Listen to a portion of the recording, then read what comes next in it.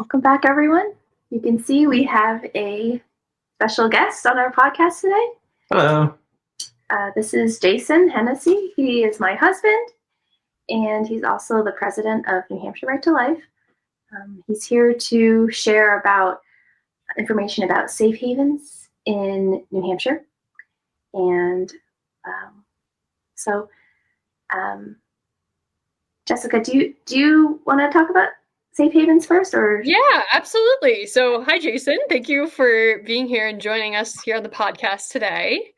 Well, thanks for having me, Jessica. Yeah, really excited to have you here, and thank you for taking the time to do this with us.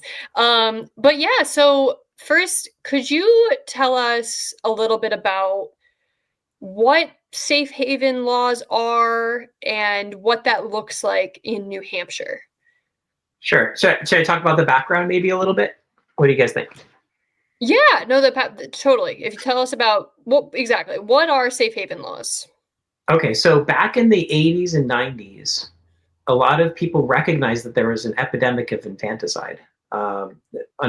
It's really troubling, but a lot of new parents were realizing that this was too much for them, and there's postpartum depression. There's a lot of things that feed into it, and so a lot of states recognized that, and they started to enact these laws that said, well, if you have a child and the child is less than, let's say, a week or a month old, you can bring that child to a quote unquote safe haven, which is a hospital, any place that's staffed 24/7 by emergency responders. So like a hospital, fire station, police station. In New Hampshire, actually, we can even bring the baby to a church. And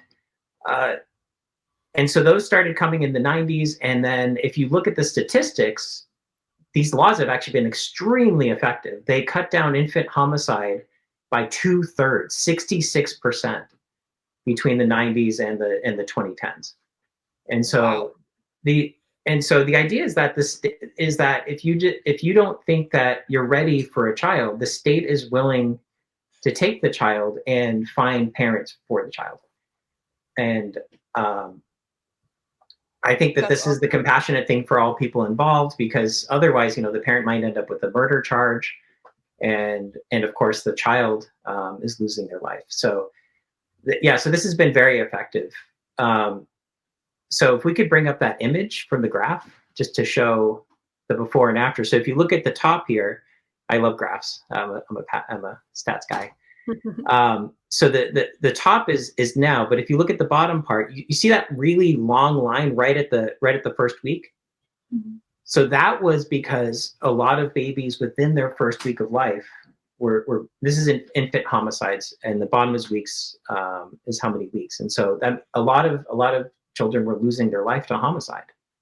This was from 1989 to 1998? Yeah, so this is basically during the 90s, yeah. Okay. And then after the safe haven laws were passed, so that the upper one, so from 2017 to 2020, you can see that has shifted over. So now it's actually after 2 months.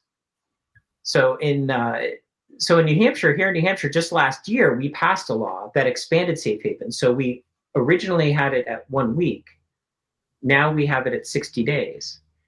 We also enabled the use of baby boxes, where you have a box and you can anonymously drop a child off, and it rings a bell or something, and somebody hopefully finds the baby. And then the other change that we made was not being able to use the fact that you dropped the child off or any evidence gathered as part of that to prosecute the mom. And that was because of an incident that actually happened here in New Hampshire, where a mom dropped off her child, and they suspected that, they suspected the child might be drug addicted. So they called the police. And as they investigated this mother, they discovered that she actually had a 4-year-old that hadn't checked in a long time. And they ended up charging her with murder. So the thought was that, well, this, these are really hard decisions. Like, that was actually the only real controversial part of this law. Pretty much everybody supported the other two parts. But But the question So is, basically, yeah. To summarize, right? So basically, what you're Sorry. saying is Yeah. that no, just to summarize here for our listeners. So basically, if a mother has a baby and say she decides, okay, she has the baby, she decides, okay, I can't care for this baby at this point in my life. I'm not in a position to care for this baby.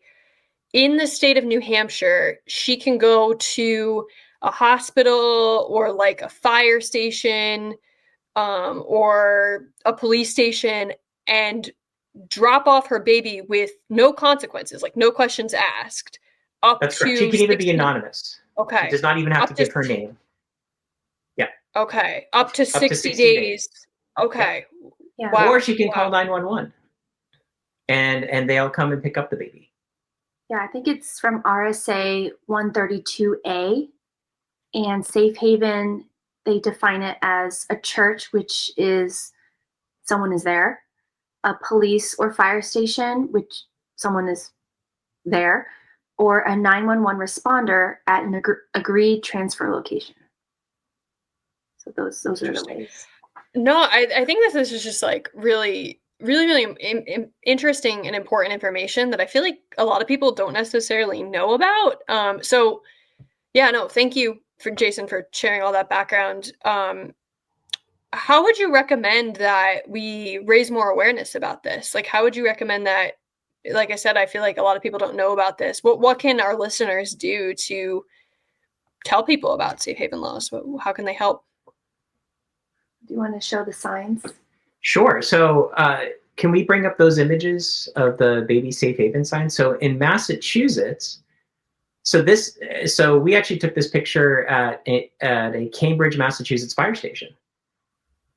So there's a lot of places where there are baby safe haven signs that let everybody know, hey, if you need help, just if you don't think you can handle this, then give us your baby. We will take care of the child. And my thought is, I would love to see something like that in New Hampshire. So after this tragedy with baby Grace, we've actually been talking more and more about trying to start something like that here in New Hampshire. Putting more signs? Putting up more signs, so it's going to require a lot of different moving parts, because we'd have to be able to connect with lots of different municipalities and talk to the hospitals and get the signs made, get them financed. So if there are any of your listeners who are interested in helping, please have them reach out to us, because this is something that's really on our heart. We don't want what happened to baby Grace to happen to anybody else. Exactly. Yeah, no. Yeah, it could save more lives in the future. Yeah, I mean, I think the idea is that if you can have these on public buildings like fire stations and police stations, where people are, then it'll just raise the base awareness. I think a lot of people just don't know that they could drop their child off. That's exactly what I was, kind of getting at before, is I feel like this is just not really well-known information. And yeah, Jason, I think doing a push in New Hampshire, and throughout New England, kind of similar to what Massachusetts has been doing about getting these signs on the sides of firehouses, fire stations and police stations and churches. Because I know in the state of New Hampshire, if a church wants to act as a safe haven, they have to have a sign saying that they're a safe haven on the side of the church, and they also have to have people present there, so the child can't just be dropped off at any time. There actually has to be staff there that they can drop off the child to. But I know that there is a website that I've done a little bit of research on. If you guys are interested just in getting signs yourself, they sell on nationalsafehavenalliance.org. They sell signage for the sides of these different buildings. They're about $75 a sign. And they also sell decals that you can put on different vehicles. So you can put them on fire trucks and ambulances. Yeah. And those are only $20 each. So I think that's really important information. But I totally agree with you. I think as New Hampshire Right to Life, I think this would be a really awesome campaign and movement to start. So if anybody is interested in getting involved with this, maybe buying one of these signs to put on their local fire stations, the wall of their local fire station, so people can see, feel free to reach out to us at everlivingpod@gmail.com. And we would love to connect with you and help you in starting that process of making people more aware of safe haven and the safe haven law in New Hampshire. So, yeah. And if you are listening and you are part of a church, or you work at a fire station, a police station, a hospital, and you are interested in acquiring signs for where you are, please get in touch with us too. And well, yeah. And the other thing I wanted to last thing here is I did a little bit of research on National Safe Haven Alliance. They're the big organization that does this on their website, and they do a lot of different things. So this is just even good if you ever know a woman who's facing a pregnancy, a crisis pregnancy. They actually have a hotline that woman can call, and they'll support her in various different ways. If she's interested in surrendering her child through the safe haven law, they'll help her with that. They'll direct her with that.